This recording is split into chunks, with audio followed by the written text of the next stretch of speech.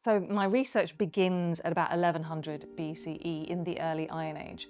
At this point in the Mediterranean, this is an environment which is extremely decentralized. There's no large political states, there's no empires, and so there's a lot of flexibility, a lot of fluidity, and there's a lot of people moving around. Migration is much more ongoing, much more cyclical, much more normal, much more everyday.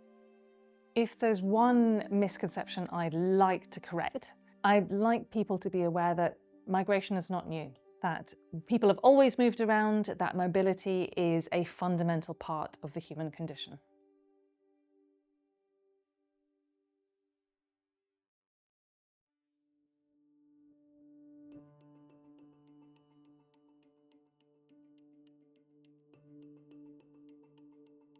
When you trace the history of citizenship, it's interesting to see how it started as an understanding of a process that was inclusionary and emancipatory and turned into a vehicle of exclusion by becoming a kind of thing, no longer a process, no longer inclusionary, but a kind of commodity, a kind of thing to which people either have claim or not if they are born in a particular territory. If they are born with a particular passport color, then they have access to citizenship.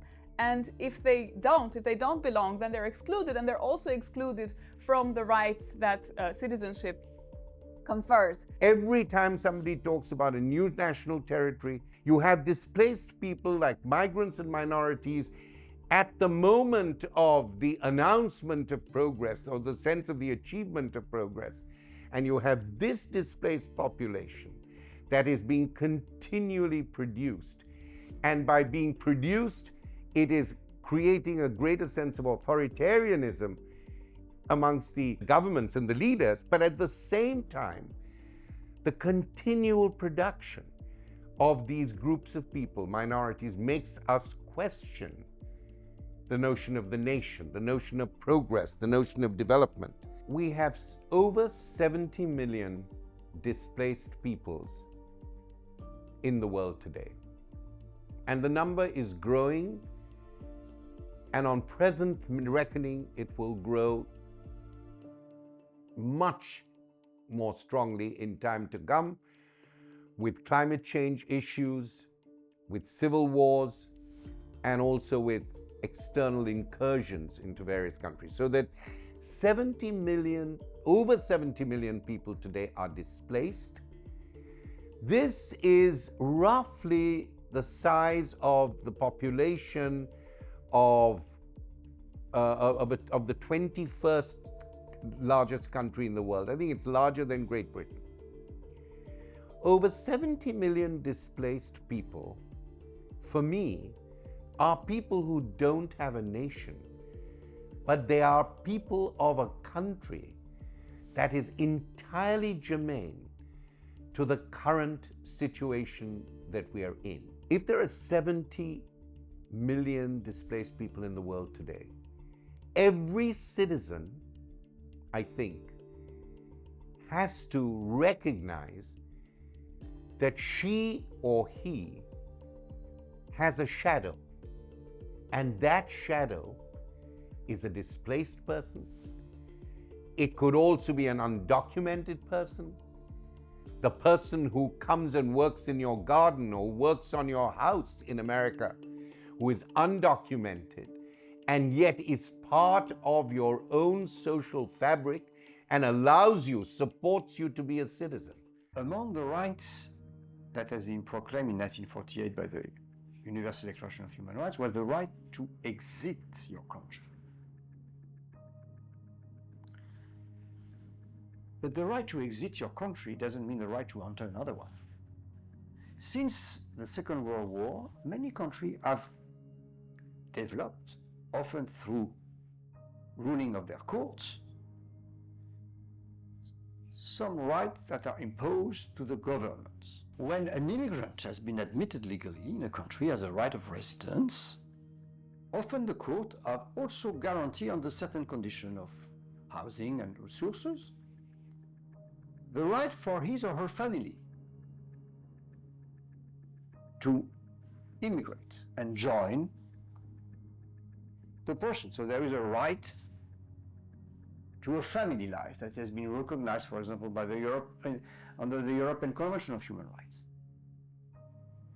And then you have the Geneva Convention recognizing a right of asylum for refugees. But the Geneva Convention doesn't guarantee a right to be admitted on the territory. The Geneva Convention guarantees that once you have reached the territory of another state, and if you apply to asylum, you have a right to due process. You have a right for independent body to assess your right under your claims. But you don't have a right to enter. It's why you see these boats in the Mediterranean Sea or along Australia or sometimes Canada not being welcome in the ports of the countries they want to reach. There is no obligation under international law to admit them. We know that the closure of borders and the increased criminalization of borders push people into increasingly dangerous forms of crossing, as we are seeing in the Mediterranean, we are seeing increasingly in the English Channel, we are seeing as well at the Mexico-US border. So the fact that these criminal laws are not always enforced doesn't mean that they don't have an effect, a punitive and harmful effect. One of the remarkable things, I think, is that most refugees are not living currently in rich countries. Most of the refugees are still in some of the poorest countries around the world. Refugee camps are often some of the most complex and fascinating economies, where people are being entrepreneurial and they're working, they're engaging with the outside economy. They are building businesses, they're creating supply chains that span the entire world. They are able to send remittances to their families and so on. And all of this happens despite the fact that most refugees have no rights to work in the country that they're in.